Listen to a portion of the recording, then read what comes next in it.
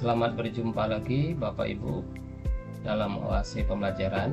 Kali ini kita akan membahas untuk memberikan umpan balik pada perencanaan pembelajaran mendalam, ataupun ketika kepala sekolah ataupun guru mau mengecek apakah perencanaan pembelajaran modul ajar atau RPP yang sudah dibuat sudah sesuai dengan kriteria ataupun langkah ataupun pedoman panduan pembelajaran mendalam.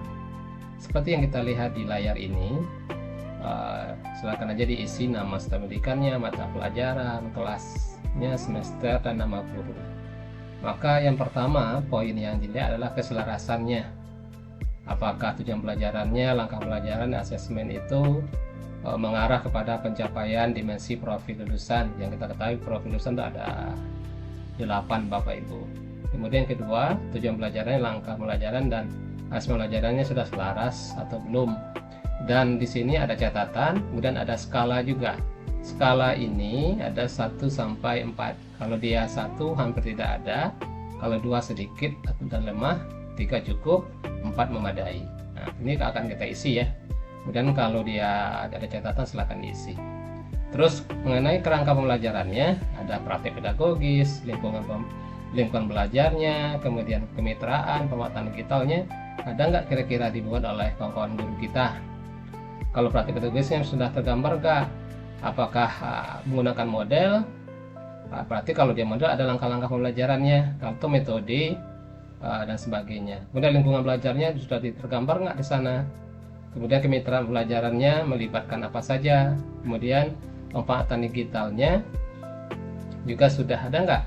Misalnya menggunakan dalam perencanaan, dalam pelaksanaan pelajarannya, ataupun dalam asesmennya nanti.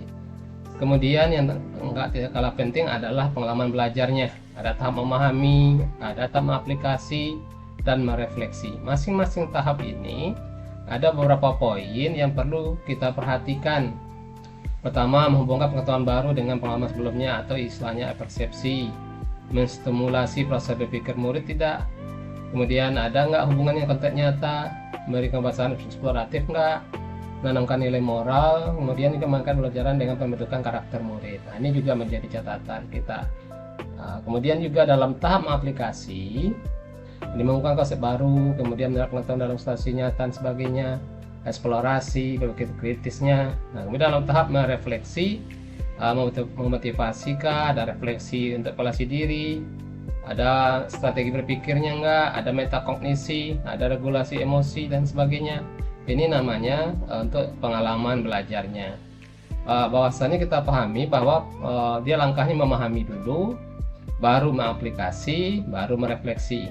Mengaplikasi ini diharapkan ada hubungannya dengan kehidupan anak-anak ataupun kita istilahkan dengan kontekstualisasi atau dihubungkan dengan mata pelajaran lain dan sebagainya. Kemudian langkah terakhir adalah asesmen. Dari sisi asesmen ini ada nggak perencanaan awal pembelajarannya atau kayak asesmen awal ya. Kemudian juga perencanaan selama proses pembelajaran seperti apa. Kemudian juga hasil pembelajarannya ini kayak sumatifnya seperti apa. Jadi di sini ada 3 bagian. Itu ada yang seperti asesmen awal, ini formatif yang untuk proses, kemudian sumatifnya. Diharapkan kita selaku guru itu lebih mengedepankan pada formatif dan jangan hanya ketika formatif itu langsung mengambil nilai.